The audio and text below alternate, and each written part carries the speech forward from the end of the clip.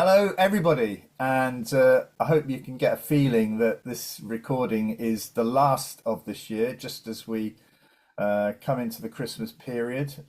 Stan's looking amazing. That is amazing, Stan. Oh, something happens. Oh, actually, oh goodness me, is that Father Christmas popping out the top of the hat? Wow, dear me, I've got to try much harder next year.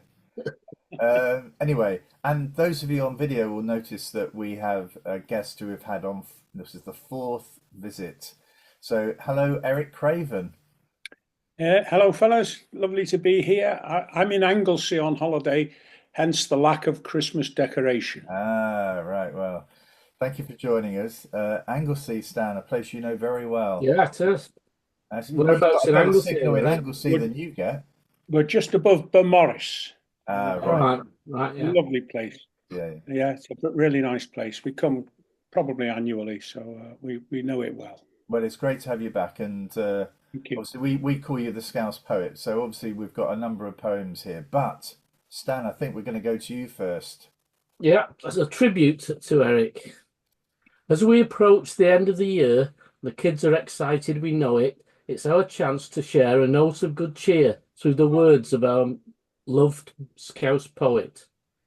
Yet at the end of each autumn term, when the teachers are due for a rest, we are once again most pleased to confirm the return of our popular guest. Without him, it wouldn't be proper. Without it, it couldn't be fine. For Eric's our final showstopper, and it's as essential as mistletoe and wine. So while we reflect on our latest year and talk about this and that, it's great to have Eric Craven the sonneteer once again on the Frankenstein chat. Oh, wow. Well done. Wonderful, wonderful. Well done, Stan. Stan, if you were kind enough to send me that, I'll gladly put it on the website. Yeah, you can have that. I said it was level, No, Stan, you're a Year published four. poet now. It, Stan, you're a it was published wonderful. Thank you. poet. Thank you. I appreciate it very much. Yeah. We'll take the hat off now as well. All right. So what we're going to do today is we're going to have a few of Eric's poems, and Stan and I are going to reflect on some of the guests that we've had. Now, we've had many guests, and you'll see at the end of this video a little trail of their names and the editions that they were guests on. And I just want to say, it's not possible in this time to go and thank individually and reflect on each episode. So this is not a sort of the top 10 or top 5 list for us. All it was Stan and I just reflected on a couple of the chats, or a few of the chats that were sort of something within the chat kept with us for a while, stayed with us for a while.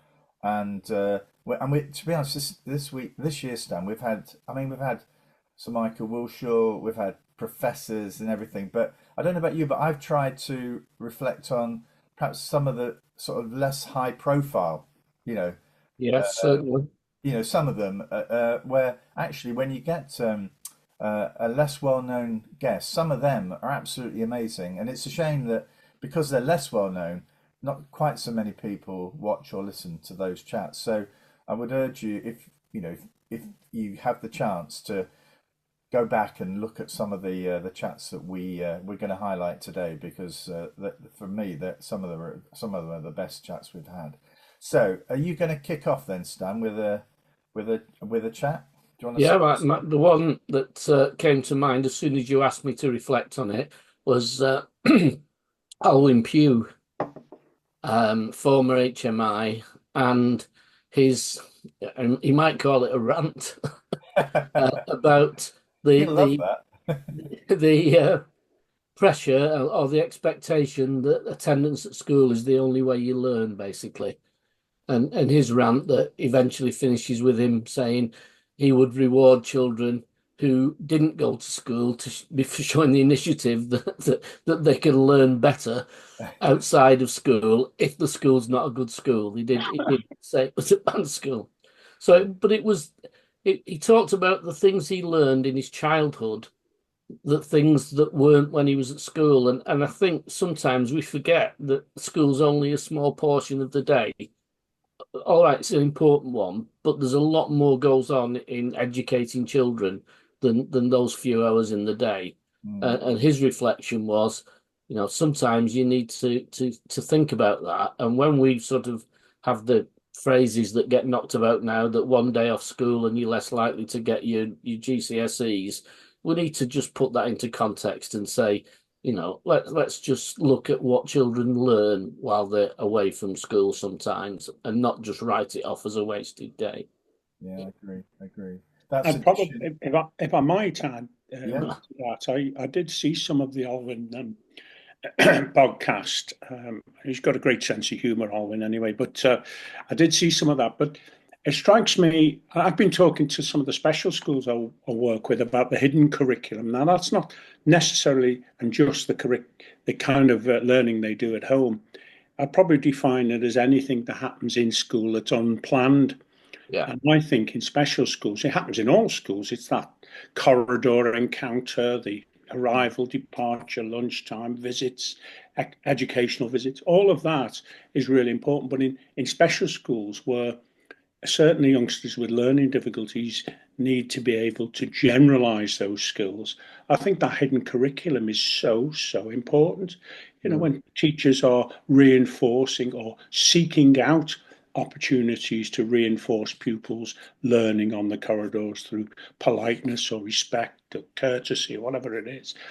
And as I say, it happens in all schools, but I do think in schools where it's needed, perhaps more than others, and that's arguable, staff do need to talk about that and prepare themselves to seek out those opportunities to cement that learning in place. Yeah, I agree. Yeah. If you reflect on the work of Mick Waters, he'd be saying straight away, what is that, instead of not instead, as well as a curriculum that we should have some ambitions for children to do things outside of that curriculum. I think he's said things like, have a collection, climb a tree, things like that children should achieve at some point, that are more about life skills and understanding the world we live in than they are about knowing a frontal adverbial from something else. Yeah. I agree. Eric, are you I think this year you've been publishing a series of poems. I'm not quite sure, short poems, I think, or yes, I decided to publish every 2 days a poem, a short poem. I define that as something no more than 5 verses. In other words, to fit on the template that I used to post on social media. So I think I posted the 82nd poem this morning, and I will stop at 100. I just wanted to give some regular input to social media in that way. Is that going to come into a volume? They're all on the website anyway. Right. Or 1 or 2 are in the book that's published. So I don't see them coming out separately in another volume. But you wouldn't if a publisher's listening? If a publisher is listening, I'll bend over backwards for them, yes. So what are you going to offer as first round today? Okay, well, we're talking about teachers, I suppose. I wrote a shortish poem about a teacher. It's called The Class Conductor.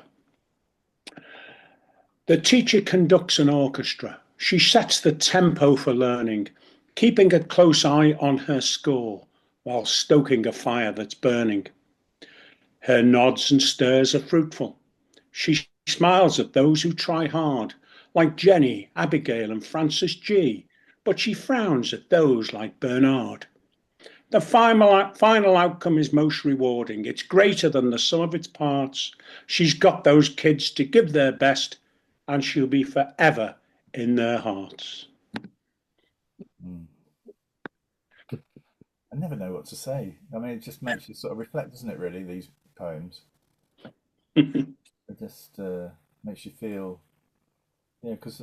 Okay, they're special teachers, aren't they? Very special. And actually, I've seen 2 teachers this morning in the family, and it's been long half terms. Sort of, this is an 8-week half term, and I think that they're weary, just want to get over the line at Christmas, to the Christmas holiday. So this sense of what they're offering is perhaps a little bit further away. Mm.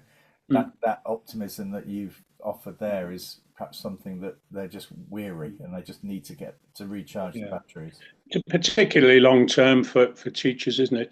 That Christmas comes along and they have all that to do as well as, fulfill the But curriculum. you get that feedback, how you do affect children much later on, I think, when you meet adults that you taught. You have to be old, of course, but Absolutely. and you get the feedback from them there that they still remember you, they remember what you did, and that's heartwarming, except when they say, "Here's my grandchildren." Yeah. Wow. And then if they add, see what you can do with them. Yeah. No, the one I remember, which I think I mentioned before, was somebody I taught in 1978 who met me in the local supermarket and said, "These are my grandchildren, Mr. Johnson." Oh, that's very nice. Tell them about that goal I scored. Oh, yes. Yeah, lovely. Right. Well, my reflection of an episode. I'm going back to edition 184 with a guy called Neil Sheldon. Now, just by chance, Neil Sheldon lives about a quarter of a mile away from where I am. That's just pure chance. But I was put onto Neil by a guy called Dennis Sherwood, who's been a guest on Frankenstein Chat. And Dennis is the one who has really sort of been starting to cause concern about the accuracy of grading at GCSE and A level, and perhaps there's a little bit of perhaps the government and Ofqual are not too keen to reveal the lack of accuracy at times around that grading. So anyway, he put me in touch with Neil, and Neil is a statistician. I don't know if you recall him, Stan, but a couple of things he said was around. He said, when you talk about data or statistics, he said you often get this sort of response. He says, I believe that number to be true, as if it's so accurate that that it's beyond question. And then to counter that, it's you get people who say, well, I don't believe in numbers. I don't do numbers. So what's the other story? And it sort of falls between those that have the point he was making, those who have a belief in the accuracy of statistics, and those who disregard it because they just don't believe it. And what he was saying was that that we need to get across this sense that the statistics in education are not definite. They are not. It's not like, well, Liverpool are currently top, aren't they, of the Premiership?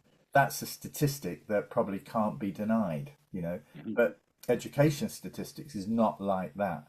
And we need to have a much greater degree of honesty about the inaccuracy or the variability of that data, and how it could have been affected by a number of other factors, which when you're looking at the data, you don't get sight of.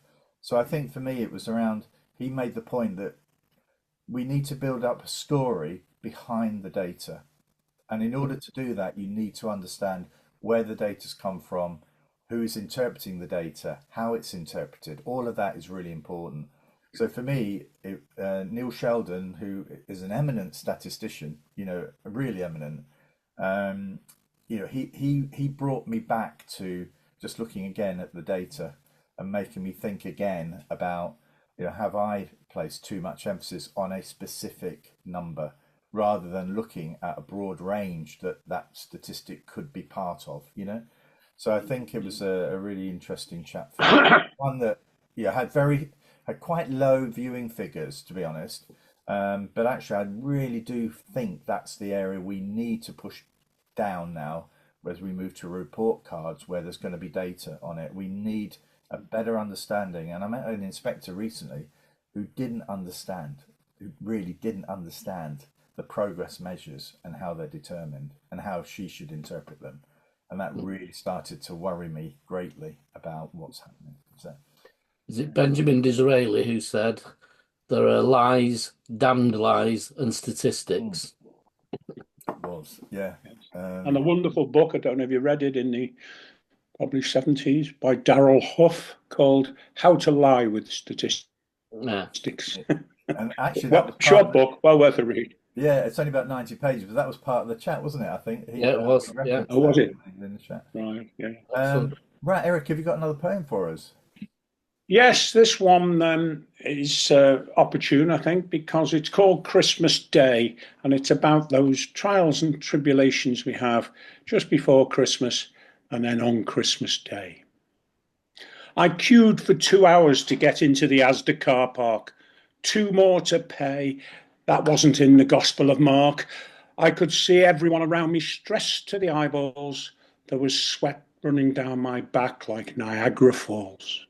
The kitchen's now a mess and the fridge is overflowing. The heating's set to high and everyone is glowing. The mash is ready, but we're waiting for the turkey. Grandma's had one too many and she's a little jerky. We're all sat down at last and the table's looking great. We've just had a phone call from Aunt Doris and she's running late. There's an argument over who's getting the white turkey meat. I almost say that's it. I'm off. I'm voting with my feet. Dinner is over. Everyone is stuffed. Games are being played. Charades is up first. It's a song, you know, that one by Band Aid. Next up is a 4-word film, but a heated argument ensues. The person performing is accused of giving too many clues. The games are over and everyone's had just about enough. No one is keen to do the washing up and mother's in a huff. The Christmas jumpers are off because the house is still too hot. Grandma's still drinking and both her eyes are now bloodshot. Grandad's snoring, the Radio Times on his lap. Pine needles on the carpet and the two youngest are having a scrap. It's Christmas time again with a bin full of wrapping paper. I swear that next year I'm not going to go through this caper. You've been to our house then, Eric, have you? I think everyone's house. And actually, talking about wrapping paper, one of the greatest excitements is that we have a blue bin collection the day after Boxing Day. Oh, wow. Well, Wow. little wins. Stan, have you got another edition that you want to highlight?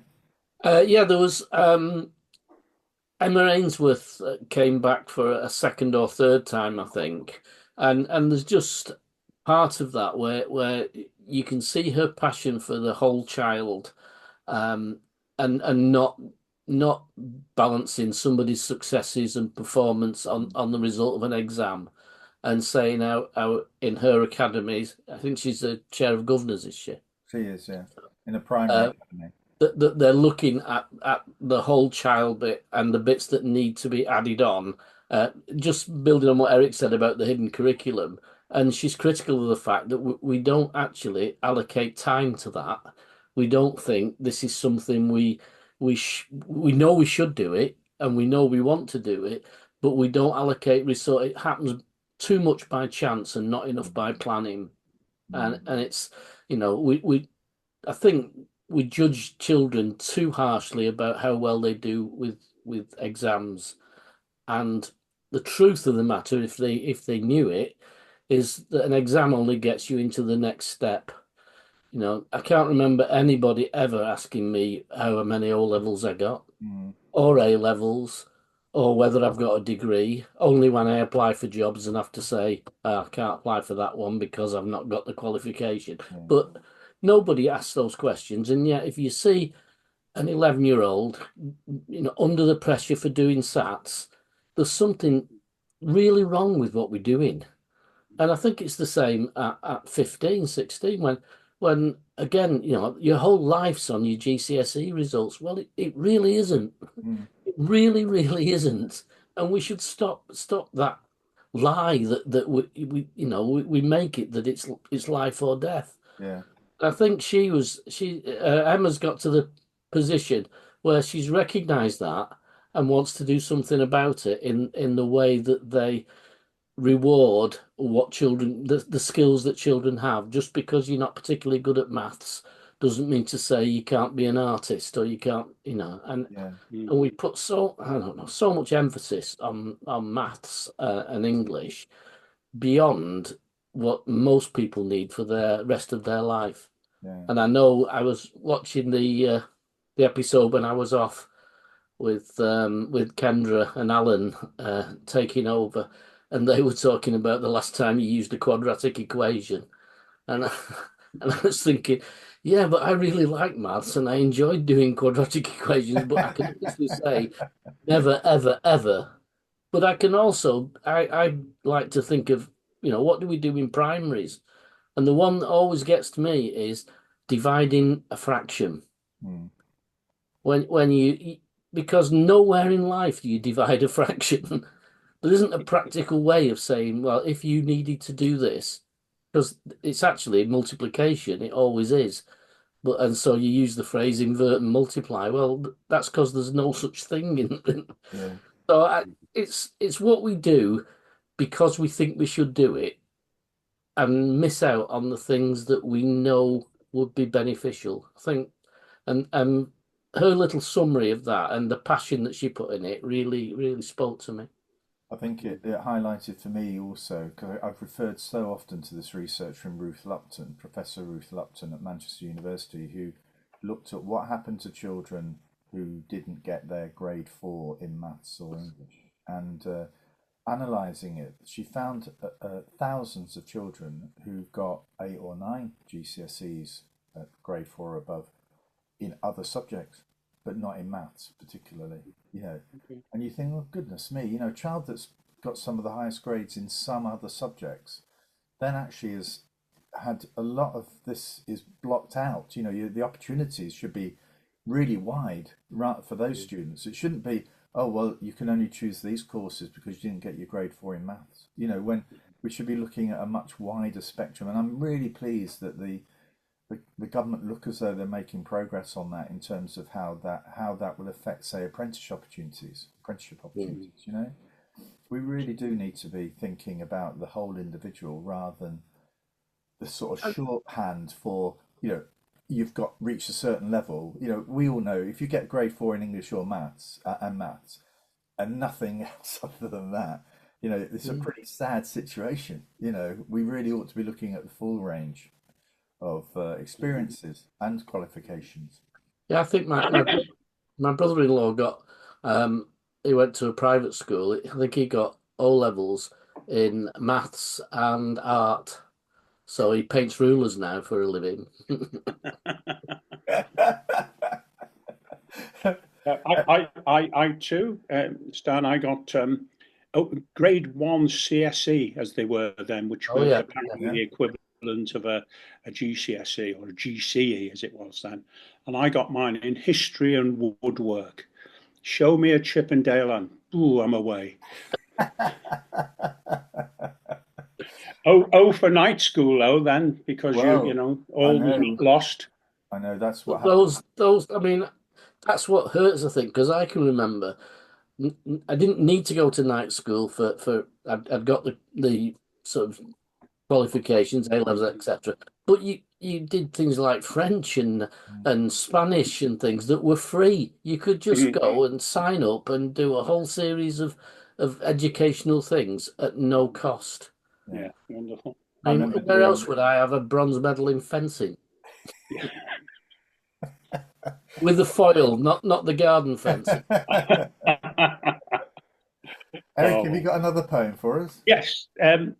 Actually, again, this is pertinent, I think, because this poem's about who we're talking about ultimately. We live on a hill, and at the bottom of the hill is the lower site of a primary school, and at the top of the hill is year 5 and 6, the upper site. And we often see these nursery tots trailing up in a crocodile. Because it is quite from a the steep lower hill, isn't it, your house? It is. They go up to the upper side to use the forest school area or to go to the church opposite, and they're probably about 3 foot high on average, and it brings a tear to your eye as you watch them go past. So I wrote this poem about it. It's called A Crocodile of Nursery Tots. A crocodile of nursery tots ambles along the road. High-vis jackets over winter coats give a heavy load. Each with a chosen partner, holding hands as told, little legs in Wellington boots, maybe 20-fold. Heading to church, they generate a heavenly sight, innocence personified, helping the world look bright. Staff member at the front, another at the rear. No need to rush, everything is in a low gear. Teacher halts the traffic, the crocodile crosses the road. Constant learning as tots listen to the Green Cross code, wearing gloves and mittens, balaclavas and bobble hats. If they weren't holding hands, staff might well be herding cats. Chitter-chatter accompanies the slide towards their goal, just a rookery of young penguins at the South Pole. Forerunners of our commerce and trade with others, a few will stay alone, many will be fathers and mothers. For now, though, let us preserve their blamelessness. Let's simply encourage their eager tenaciousness. Time itself will shape their rapidly unfolding lives. Hopefully, success will be theirs when it finally arrives. Oh, I love that one. Yeah. It really does bring a tear to your eye, you know, they're so Yeah. small and innocent. Yeah. We were out at the local garden centre, and there was the childmind. There's all Christmas displays and things on, and the local childminders use it quite often as somewhere to visit.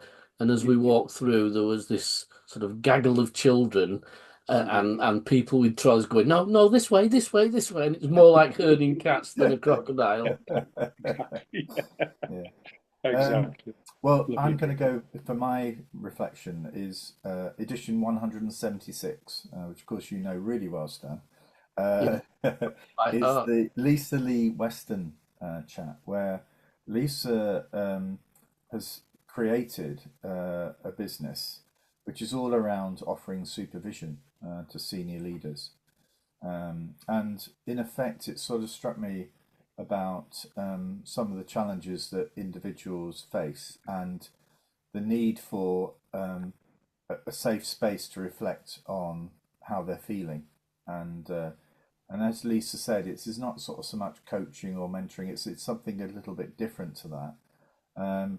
But she was sort of very keen to sort of say that there needs to be a place where you can have those confidential conversations without it actually being part of your job, you know, because some of the stuff is around, I think she was making the point that you go to work, but actually you go to work with other stuff, you know, so you have your family, you have probably, you know, there might be financial worries that you've got, there may be other things going on in your life, but you bring all that to your job, and there at the job you have additional challenges as well, you know, and actually this safe place is something which in social work I think they've developed this sort of sense of having some way of having that release to have that conversation, and I think we've really reached a point now where we probably need to think a little bit more carefully about, you know, the actual well-being of some of our senior leaders to ensure that they feel they can release some of that sort of some of their feelings to a person in a sort of confidential way. And I was really struck by the fact that she said the business that she's developed, and they've got you know, quite a few people working for her, was that it just grew by word of mouth. There was no advertising. So this is obviously, when that happens to me, it always feels as though, you know, she's done it for the first person, the person's then said, this is great, I need to share it with others, and that's the best recommendation you can get, isn't it? So in a way I think there is a place for that, and I know that there's been a couple of guests that we've had on, I won't mention them by name, who, you know, faced, you know, particular sort of well-being challenges in the last year, and you know that they really could have benefited from this sort of service. So I think there's probably a place for that. I think, Frank, when I first, it sounds off to you first, I think I'd finished as a head, I think I was an advisor when I was doing some work with social services, and they were telling me about that supervision is part of the job. Yeah. And it's built, and I just kept thinking, why isn't that baked into the job in education? Why isn't the time allocated? for somebody, and it can be about the job. It can be saying, what parts of the job are you finding too difficult? What might make your job a bit easier? What can we do to help do that? And that's all part of that. And I mean, obviously, in social services, equally part of it is unloading what you've seen and being able to say, in a way, to get rid of some of the horrors that you may have seen, and share that with somebody else. But I just think we don't look after teaching staff and leaders in schools well enough. We really don't. I suppose, if I reflect on it, in some of the schools, clearly not all of them, some of the schools I visit or have visited over the past and worked with, that kind of role has been taken up by the deputy for a head teacher, chair of governors for a head teacher, and the school improvement partner. Now, it's probably not called supervision, and it's not entirely supervision, but some of that soaking up of that that strain and allowing a vent or a release certainly are taken by those three people, in my experience. Yeah, I agree. I think there's a problem though, isn't there, where that supervision or those conversations, when you in the sort of line management or in the accountability setup, that you can, in a way, you've got to be careful what you say, because you don't, in a way, you want that to be open, but you don't really you want the confidential conversation. But actually, once you've got it, you've got it. So it's difficult to, it's just trying to be somebody who's not directly in the system, I suppose, is what I'm trying to say. Yeah, as a school improvement partner or advisor or whatever you call it, you are quite often the person who fields those kind of. But again, it only struck me a week ago today. I was having a conversation with somebody, and I thought, do you know what? We don't do any training. We don't do any preparation for school advisors to deal with somebody telling them that they've got real problems in their life. We've talked about head teachers who are on the point of suicide, and we haven't got somebody trained to do that. It's somebody who's there really to talk about maths and English again and performance, and you have to be able to soak that up. But maybe there's an element of training we should be entering into that says how do I manage this situation rather than just listen? Is there more I can do than just listen? A good point. I suspect the head teacher who is offloading in that way would already have feel the trust that there is. Otherwise, they probably wouldn't offload to you. So that's a good prerequisite, I think. Although I agree entirely, Stan, some training would be well in order. The other thing we have to be careful of is declaring these things to be confidential, because they can't necessarily, I always remember somebody saying to me, so if the head teacher tells you that naughty child she shuts in the cupboard in her room in confidence, that's not confidential. You cannot keep that confidential. So you have to be clear that there are some things that you might tell me that I can't not do something about. Yeah, and our chat with Lisa covered that. I think I asked her, how do you manage the confidentiality issue? And she said, I think that week she'd actually had her staff away for 3 days on some training, and that was a key element of how they manage that process. So clearly she's mindful of that. Yeah. Eric, have you got another poem for us? Yes, I have. All three of us are grandparents, I think, and no doubt, hopefully, people who are watching, some of those will be grandparents as well. So I've written this poem called Grandparents. They've babysat, funded you and taxied, attended open evenings and recitals, ferried you to and from appointments, sat beside you, monitoring your vitals. They've listened to your tales of woe, bathed wounds, soothed sores, dried tears, put your name on family heirlooms, talked through your irrational fears. They hung in there when the going got tough, sheltered you when you needed immunity, been mediators, referees and negotiators, calmed things down when there was disunity. They've had your back so many different times, stood up for you when you've been under fire, smiled and laughed till you've cried together, defended you when you were called a liar. Enjoy your grandparents while you can, as they fade with each passing decade. Before too long, they'll just be memories. Saying you love them is their accolade. Yeah, I spoke to my sister last night on a Zoom call, and we reflected on, um, our parents who had passed and how we didn't really ask them enough or listen well enough to their life stories, and how valuable that would be now, to have that sort of understanding of more of the detail of their life. Absolutely. Yeah, Mm. yeah. Hmm. Stan, we're going to go back to you, I think, for the final sort of episode, which I think is a more recent one, isn't This it? is very recent. I think Yeah. it might only be last one, but it was Dr. Vic Carr, and right at the end of probably a too long a conversation. It went on quite a long time, but we were looking for something positive to finish with, and she spoke about her hopes of what might happen in the short term and in the medium term, and what needed to happen.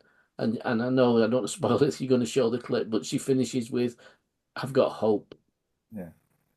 And I think it's always this time of year you think about hope, but a change of government, a change of attitude, and a fear that something's not quite right in the mindset of the country. That's how I feel at the moment, and I think something needs to correct that. And I think hope is the first step. Yeah. And every teacher has that. Going back to Eric, the point he was making about the power of individual teachers, that poem, I mean, it sort of makes you realize that, all you can do is try and offer hope to those that you have contact with, you know what I mean? So, in a way, the power of the good teacher being able to sort of lift everybody up and make people feel as though life's worth living, and Yeah. there's the future ahead. We've got to grab it. Absolutely. Absolutely. Reflecting on Eric's poem, the part of that conversation with Dr. Vic Carr we talked about how our children have taken on the role that we had when we had children, and have followed the same thing. We were talking about Christmas, really, and Christmas traditions, and the fact that they're doing the same things that we did, in a way, means that we got that bit right. Yeah. I'm not saying we got everything right, but we got some. Yes, indeed, we do. Right, Eric, we're going to end with a poem from you. And, Okay. I saw the first Christmas decorations go up around our way, round about mid-November. oh wow, That was late. That was late. That's late, Eric. I'm telling you. The ones you saw, they weren't taken down from last year. These were fresh outdoor decorations in houses. So I wrote this poem called Christmas Competition. Excuse me. There's a competition afoot at Christmas to see who lights up their house best. There's chaps on ladders stringing lights and tentatively throwing a switch to test. There's white lights like strings of icicles, a blow-up Father Christmas on the lawn, Bambi watching from the porch roof. On windows, nativity scenes are drawn. Parents and kids tour the neighborhood to view these exciting Christmas scenes. With oohs and ahs and fun in their eyes, children start Christmas full of beans.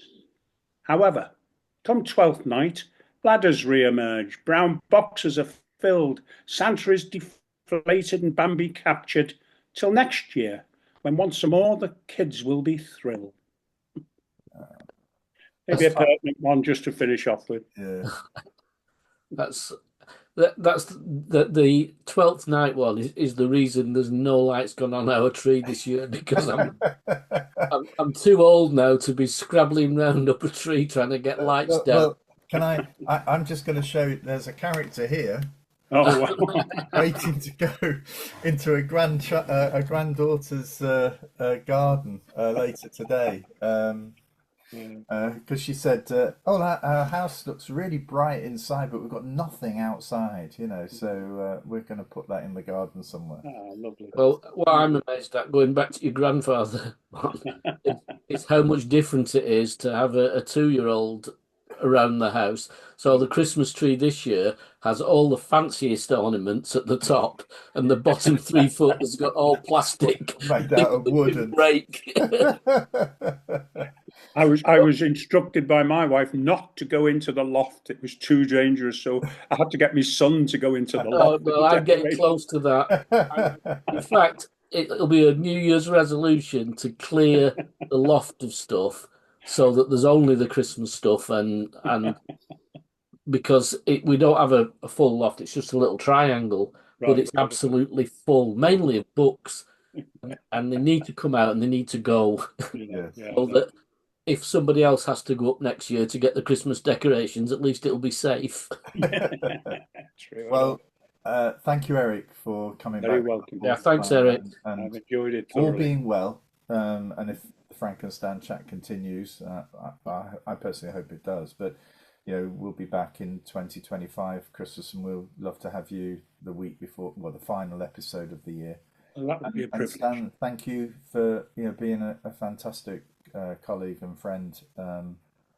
Over many years. Don't start me crying now, Frank. But it's just this Friday morning. That's what a bit of poetry does to you. He's obviously forgotten to send you a card.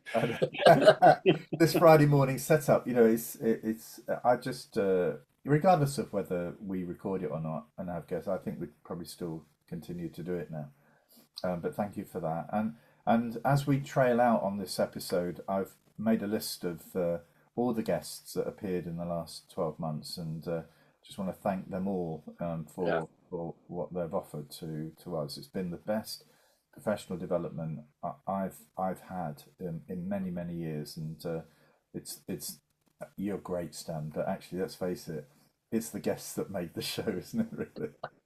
Really. We just chip in now and again. But anyway, thank you very much, and everybody have a wonderful, safe Christmas and New Year, and we're back middle of January, I think it is, something like 13th, something like that. So until then, it's goodbye from me. It's goodbye from Stan. Yeah, goodbye. Goodbye, It's goodbye from Eric. me. Have a great time. All the very best. Eric. Take care. All the best. Bye bye, everyone. Cheers, fellas. Bye bye. Bye bye.